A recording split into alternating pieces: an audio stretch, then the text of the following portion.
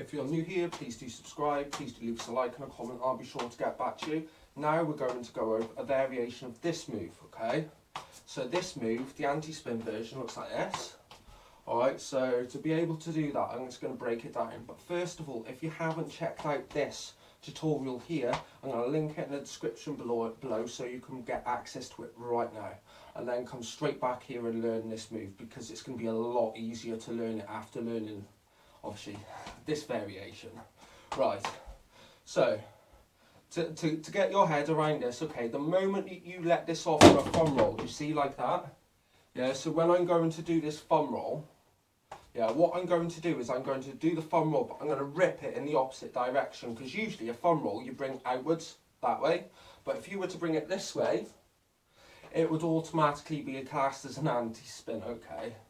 So, finger roll and move it over here, okay? That's going to be the first part. The next part, yeah, is going to be to anti-spin the wrist roll. So, much like this, where you go whoosh whoosh, yeah? What you're going to do is you're going to rip it that way, but on the moment that you pencil grip it here, what you're then going to do, okay, is it's going to go back around the back of your hand and you're going to bring it in this direction here, do you see? So I go here, then here. Okay? So, thumb, anti-spin, pencil grip. Wrist roll round the back of your hand and rip it this way. And Bob's your uncle, you've got your thumb roll, wrist roll combo. And you've turned it into an anti-spin move.